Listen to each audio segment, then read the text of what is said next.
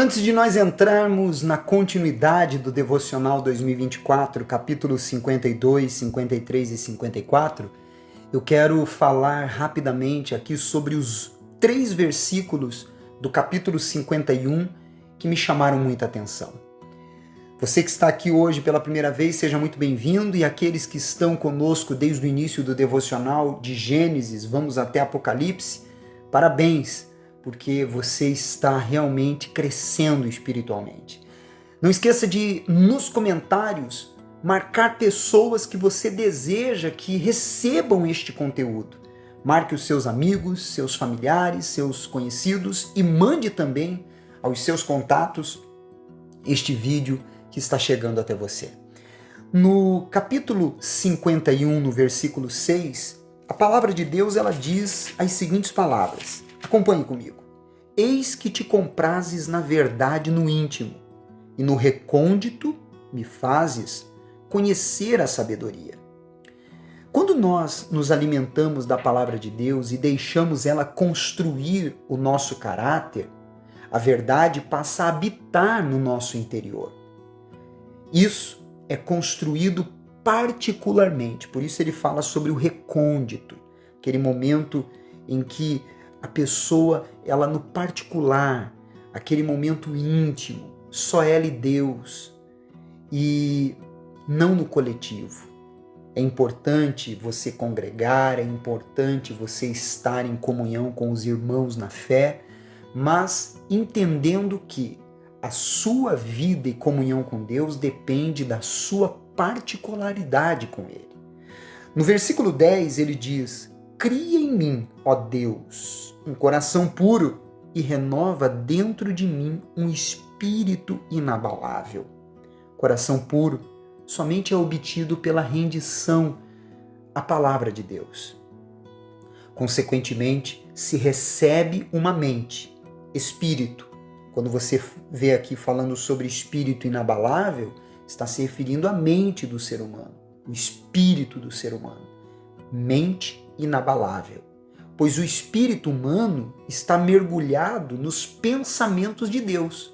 Por isso ele se tornou inabalável. Não significa que ele não vai ter ataques, não significa que os pensamentos não terão confrontos e conflitos, mas jamais será abalado porque está construído pela palavra de Deus. No versículo 12 ele diz: restitui-me a alegria da tua salvação, sustenta-me com um espírito voluntário, novamente, a mente voluntária. Davi, quando disse estas palavras, ele estava falando sobre a alegria da salvação que havia sido apagada dentro dele pelo pecado que ele praticou, pela atitude que ele cometeu diante de Batseba e de seu marido.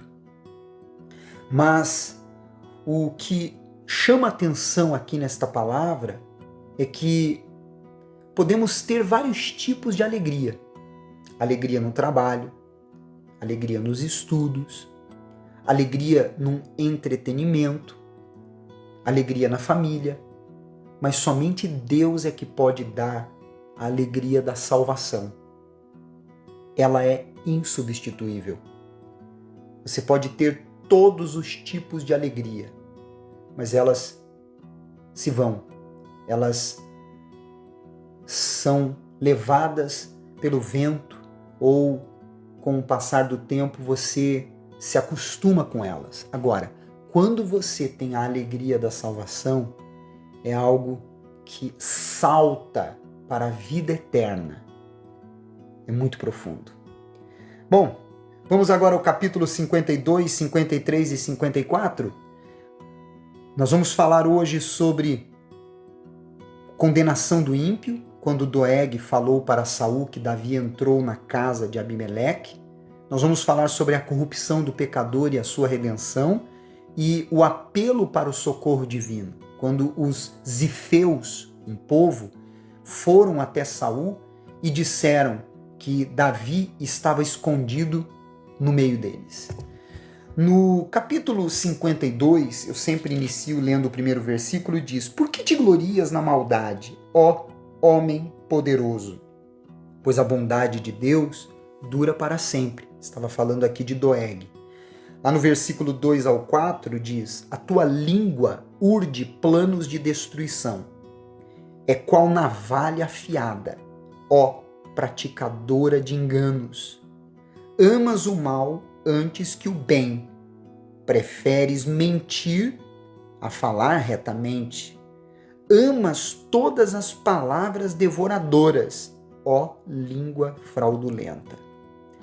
Para estarmos blindados contra este tipo de pessoa que tem a língua desta forma, afiada, fraudulenta, mentirosa, que tem esse caráter completamente destruído, desvirtuado dos princípios bíblicos, nós devemos vigiar o que nós falamos e com quem convivemos, porque quem fala muito se expõe muito, e quem não seleciona com quem vive, com quem convive, então começa a se envolver com pessoas indevidas.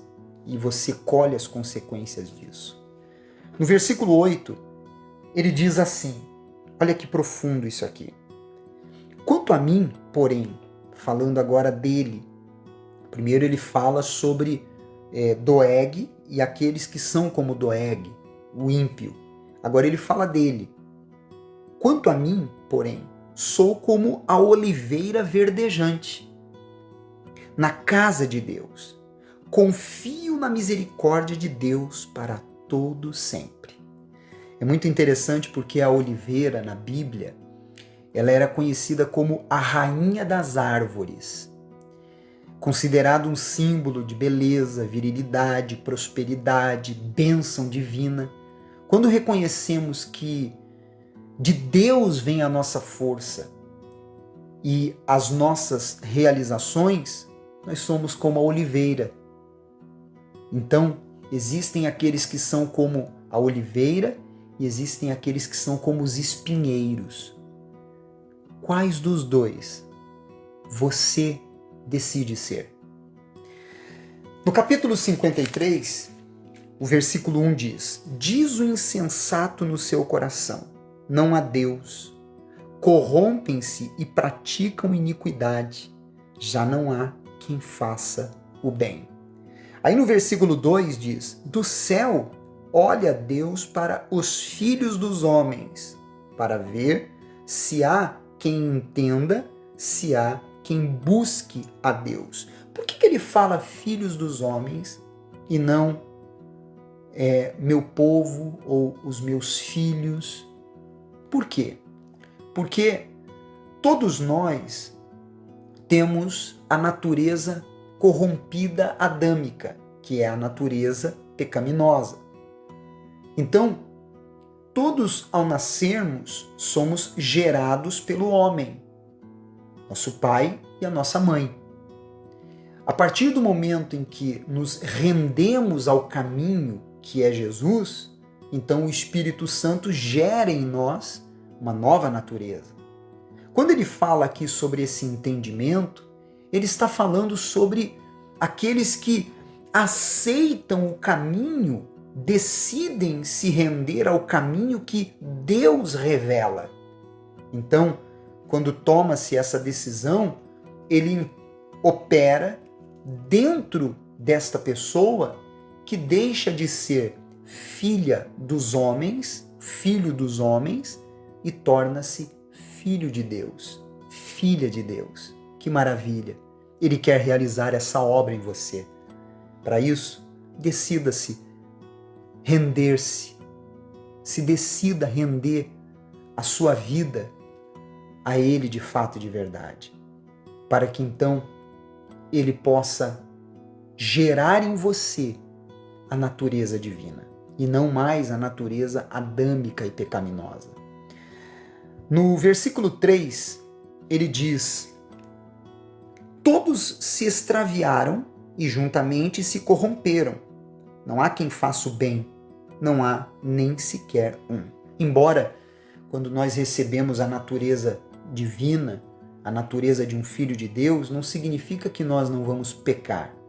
porque todos nós que procuramos fazer o bem e obedecer a Deus, cedo ou tarde nós falhamos, pois o pecado ele não é separado da natureza adâmica. Nós continuamos dentro de uma natureza que foi criada, gerada dentro da nossa mãe. Então é a natureza humana.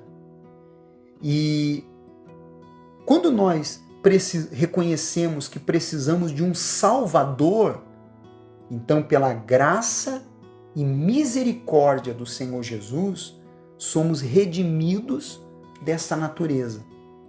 Embora venhamos a cometer erros, cometer falhas, e você não tem que ficar se culpando, se martirizando com respeito a isso. Porque não é pelos seus méritos, pelos meus méritos, pelas nossas obras que somos salvos, mas por Jesus.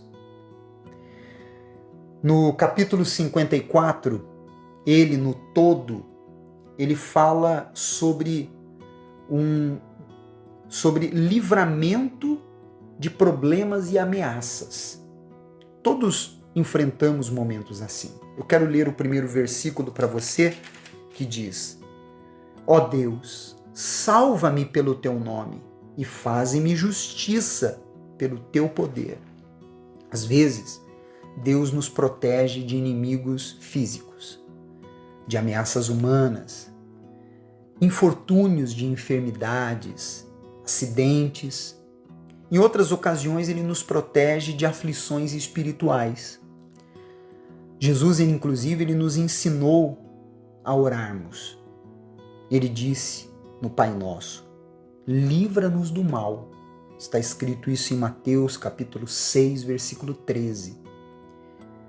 Mas o maior de todos os livramentos ocorreu na cruz do Calvário, quando Ele nos livrou do pecado e da morte eterna. Que maravilhoso! Se este vídeo abençoou você, abençoe outras pessoas, envie para elas. Você é muito especial para Deus. Amanhã estaremos de volta com todos vocês na continuidade do Devocional 2024. Até lá!